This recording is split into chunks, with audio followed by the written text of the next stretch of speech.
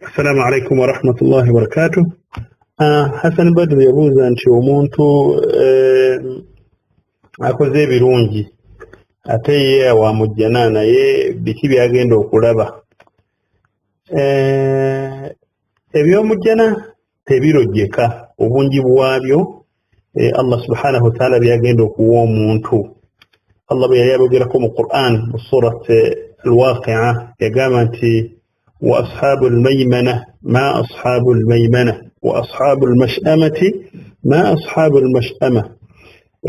والسابقون السابقون الله قال أولئك المقربون أفقين لو كبير مجنا المقربون في جنات النعيم بقين كبير مجنا إرمي بينجري بيتريفو ثلة من الأولين وثلة من الآخرين نقامت على سرر موضونة بقين كبير كبيتان السمداري متكئين عليها متقابلين bagenda kubeera nga beebasooka bagalamiriza okwo yatuufu alayhim wildaanu mukhalladun bagenda kubanga beetooloolera mu bo nga bakolamu wildaanun mukhalladun bavubuka bato baana bato bawala bato nnyo beegombesa okulabako bi akwabin nga bakutta amagiraasi wa abariqa bakutte bibinike ebinene wa ka'sin min ma'in la yusaddauna anha wala yunzifun yatabifuna kunakuwaza kwonna bayina wa fawakihatun mimma yatakhayyarun bayina mu ebyokulya ebyamaanyi nabbi sallallahu alayhi wasallam bwe yali ayogera ku byomujjana yagamba nti fiha ma la aynu ra'at mujjana mulimu ebyengera mulimu ebintu ma la aynu ra'at ng'amaaso go tegabirabangako wala udhunun sami'at yadde ng'amatu tegabibuulirangako wala khatar ala qalbi bashar ng'onoomuntu tabirowoozangako bye muntu byagenda okufuna mu jjana. Omubaka sallallahu alayhi wasallam bwe yali ayogera yagamba nti mulimu abakyala nga Allah bw'agamba nti walahmi tayrin mimma yashtahun bagenda kubeera nga balya ennyama ya nkoko nnyama ya binyonyi wa hurun 'ain mulimu abakyala abalungi كأمثال اللؤلؤ المكنون نبتمغنا بتمغني جزاء بما كانوا يعملون غيمبيرا الله سبحانه وتعالى جيبوا نبيغيرا كبچالابو يغاما نتيومو كوبسينغا مالانجا kugulu eryokunsi ng'enjuba weebeera ensi yonna yanditemaganye kati omuntu ebito birabangako bw'oli biraba ogenda kugamba nti subhanallah kiki kino ebyo nno bye bitulafuubanya n'okola emirimu nga teweereseemu n'okola kano n'okola saddaaka n'osaala ekiro n'otola zaka n'osiibako onoonya ki onoonya jjana. Abantu b'omuliro bagenda kulengera abantu b'omujjana nga beegadanga beegoyangana mu mujjana yaabwe nga badde eno mu masanyu amayitirivu balya banywa ate ab'omuliro bakaaba. Allah agamba nti wanaada ashaabu nnaari ashaaba aljanna ab'omuliro balyoke bakoowola ab'omujjana babagambe nti abange an afiidu alayna min almaa'i mutukulukusize ku mazzi aw mimma razaqakum Allah oba Allah bye yabagabirira. قالوا أبو مجانا بغينا بغامت إن الله حرمهما على الكافرين بنو يتولي مكوليا الله يبغانا يبزيزا kwaba bali mu dunia nga bononefu kwaba bali mu dunia nga bakafiri kwaba bali mu dunia nga ebyo okola ibadat tebakirabanga kintu hasan ebi mu jannati ebirojjeka bingi ngombaka sallallahu alayhi wasallam bwabiraze nagamba nti omuntu tabirabangako era tabiwulirangako era tabirowoozangako. Tusaba ekitiibwa Allah subhanahu wa ta'ala tuyingizeeko mu jjana omwo kubanga omuntu ne bw'oliyingira mu buyingizi bw'oti subhanallah akawuka oligenda okusangamu la ilaha illa Allah embeera gy'ogenda okusangamu togirabangako ye lwaki ng'ogenda kutunuulira abantu b'omuliro ate nga bo bali mu mbeera esinga okuba embi. Tusaba ekitiibwa Allah jalla wa ala attaasa omuliro tuyingire jjana. Ratibu abuuza nti okuloota ebirooto ayina munna aloota ebirooto nga bitiisa loota nsolo bazisala aloota akisidenti aloota ebifaanana bwe bityo abuuza nti ebirooto bitegeeza ki birina makulu ki. Ebirooto tetulivuunula ndooto era yeyo irimu Allah subhanahu wa ta'ala ayina beyagiwa abagitegeera ngaba nabbi ba Allah subhanahu wa ta'ala mwalimu Yusuf mwalimu Yaqubu mwalimu mbaka Muhammad sallallahu alayhi wa sallam elimu tebakulimba ngante Uganda wali ajirina nagamba nti agenda kuvunulira kiroto kyo abagenda kubba wabula omuntu ono tumugamba nti endooto eyo eraga sayini zaayo eraga nti omuntu oyo alina shayatin yeetaaga okuba nti essaawa yonna bw'abagenda okwebaka abeerenga afuna wudu first. Ekyokubiri bw'aba agenda okwebaka yeebakire ku mukono gwe ogwa ddyo.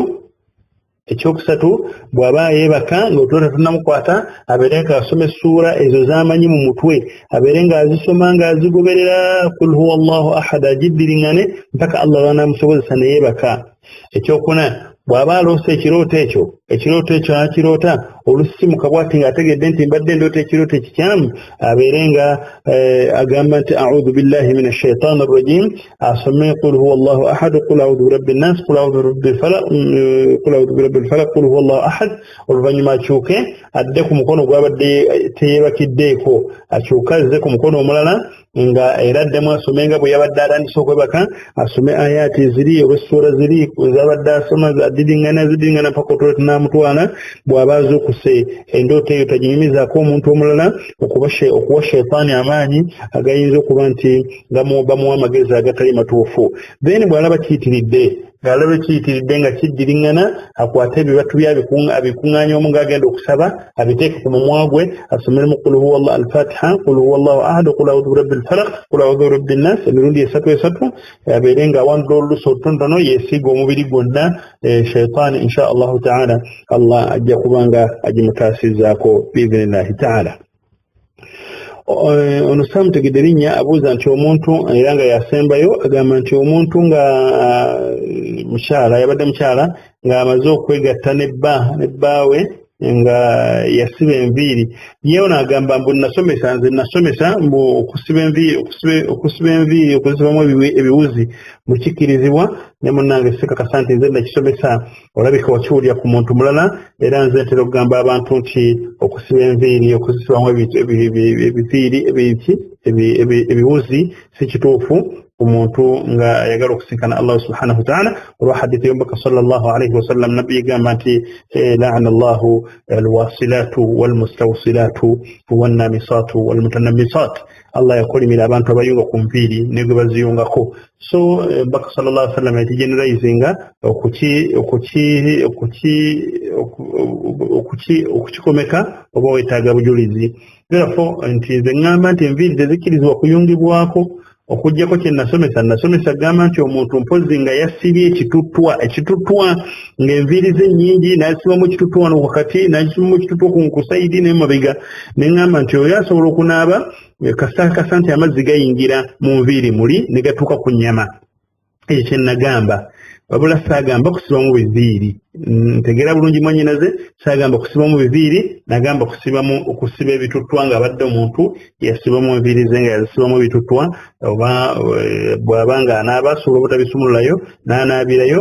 kasa nti enviiri amazzi gajja kutuuka ku omubiri wakati wansi era bw'atakakasa nti tegajja kutuuka enviiri zinaazisumululayo n'asobola okunaaba obulungi amazzi gatuuke ku mubiri ku mutwe ku mubiri kwennyini asobole okuba nti janaba ye etuukiridde. Ekyo kimmanyi wabula kiri ky'obuuza kitegeera era sinze nakisomesa wallahu ta'ala a'lam. Nga nfundikira Buganda eno point naye etegeerekeke bulungi saba Allah subhanahu wa ta'ala atuwolongoose enniya zaffe atukwatireko zirongooke tusobole okubeera mu kalaasi muno ng'ekyatuleeta mu kalaasi muno tukimanyi. Ekyatuleeta mu kalaasi muno kwali kusoma na kutegeera busiraamu bwaffe wabula waliwo abajja mu kalaasi nga balina ebigendererwa ebirala. Nkugamba gwe yajja mu kalaasi ng'olina ebigendererwa birala nawe osobola okutereerera mu kalaasi muno Allah subhanahu wa ta'ala n'akusobozesa n'otegeera obusiraamu. Incidence eriwo olwaleero gye mulaba mwenna muze mu inbox yange mumbuuza mwagenze mu inbox ya Amiri mwamubuuzizza naye abakulembeze abalala mubabuuza nti lwaki Seeka Muhammadi Kawooya yavudde mu gurupu. Seeka Muhammadi yavudde mu gurupu muno nga mmwe bizibu azze ebbanga lyonna ne baseeka abalala bakomplaininga baagala kuva mu gurupu muno baseeka baagala kuvaamu ne tubakwatirira kyatuuse ebbanga Seeka Muhammad n'atanwa n'abanga takyasobola n'ava mu gurupu naye nga mmwe muleese ebizibu abantu bemulaba mu gurupu muno baseeka basiraamu sibe baseeka bali bemulaba bebweru baseeka bebweru bamulowooza nti ojja mumugirako ogenda okwane akkirize mukole ebyo mukoze la bano baseeka abantu basiraamu baseeka basoma obusiraamu bwabwe era baagala nnyo bukolerako ebintu bye mukola mu gurupu bibanakuwaza era bajja mu gurupu mbutuufu nze nali omukono omunene okuleeta basheekhe bano mu gurupu muno naye mbutuufu nsanze obuzibu nsanze akaseera akazibu nga mwagala kubalemesa kusomesa era kyejjiikize nga Seeka Muhammad wuyo yetambudde mbakakasa nti naffe bangi tugenda kuva mu gurupu twajja kulanga tusomesa abasiraamu bategere obusiraamu bwabwe naye tulabika nga tugenda kutendewalirwa tuve mu gurupu tugende tukole ebintu ebirala kubanga tulina ebintu bingi byetwalekayo tugamba nti katujje tusomesa abantu naye mbutuufu tugenda kutendewalirwa olw'ebikolwa byammwe abaganya okutegeera kiki ekyetaagisiza okukolebwa mwaddira gurupu ze mwabeerangamu mu Facebook ne mulowooza nti ze gurupu zino ze mulimu olwaleero eno gurupu twalaba nga erina okubeera gurupu ya busiraamu ng'esomesa busiraamu ng'erimu famire ensiraamu kutegeregana mu busiraamu naye mwagala kutulemesa mutukutteko musika omugwa mulabe nga mu butuufu gurupu tugivaamu butuufu kituuse ekiseera tubakakasa nga tugenda kuva mu gurupu eno olw'ebyeneeyisa yammwe lwaki bakugamba nti vidiyo tosindika vidiyo lwaki olemerako nosindika vidiyo nomala n'olijja n'otugamba nti simanya munsonyiwe lwaki tewasabye kusonyiwa nga tonnaba kusindika vidiyo yeyo soka wetegereze lwaki sigisindikangako nga sigisindikangako nga Seeka Muhammad batagisindikanga nga Anwar tagisindikangako ng'abala tebazisindikangako vidiyo ezo lwaki kyekikuleetera otusindikira ebifaananyi ebyobuwemu nga mu kiraasi tuli mu kiraasi ya kusoma busiraamu n'osindika ebifaananyi ebyobuwemu ebyo bannange bigenda tugwa mu kalaasi mbakakasa bwe munaagaana okutegeera amateeka ge twakkiriziganyako nti amateeka gatukulembere gatufuge tusobole okutambula nga tuli basiraamu munsonyi okukozesa olulimi luno naye mutuufu kituyitiriddeko tugenda kuva mu gurupu ne baseeka abalala munonye baseeka abaana abasomesa obanga mu butuufu kye mwagala baseeka temubawa mpeera temulina kye mubawa naye lwaki mubalemesezza okusomesa abasiraamu muleke basomesa abasiraamu mubiyise bulungi mwemba mwajja nga temwagala kusoma obanga toyagala kusoma mweyagala kusindika bividiyo byo genda ku Facebook oba oyagala kusindika gafaananyi gag'obuwemu genda ku Facebook mubisindikireyo mweka na mweka naye oleka kutuleetera bizibu kutuleetera kubeera nga otulemesa okusomesa abasiraamu otutuusa okwogera ebigambo ebifaanana bwe biti nga gwe omuntu wamu gwe gw'oluleetedde ebizibu ebifaanana bwe biti abooluganda tubanga tojja kusoma nga mulyanga mwagala okusoma mubeere bagumiikiriza mubeere mugoberera amateeka tubeere nga tusoma obusiraamu tujjeko obutamanya naffe tujjeko omusango okuba nti tuba tutegeereza ebigambo bino twagala kujjako omusango n'ebigambo bino tube bitegeereza naye mujjeko obutamanya tumujjeko omusango obutamanya naye mwagala kutulemesa Seeka Muhammad mwamugobye mu gurupu muli kyogera mutya mu maaso ga Allah subhanahu wa ta'ala gwe yavuddeko ensonga Seeka Muhammad okuva mu gurupu ogenda kusomesa ebigambo byabadde asomesa gwogenda okubisomesa so Allah subhanahu wa ta'ala bwobanga gwovuddeko obuzibu gurupu eno ebeerenga eremerera Allah subhanahu wa ta'ala kutuuseko nawe ekibonerezo abooluganda mweyise bulungi lwaki mwagala otwogeza ebyama nze wannavaayo ne mbagamba nti buli atalina musajja katalina mukyala ajje mu inbox yange mwajja mu inbox yange n'ebigendererwa ebirala mujja mwogera ebigambo ebinene muleeta ebigambo ebinene nzisabagamba nti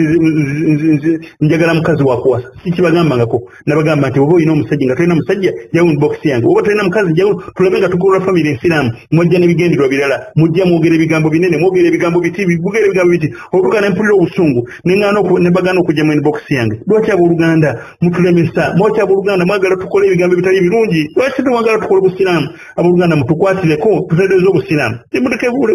bannange mwegere. Assalamu alaikum warahmatullahi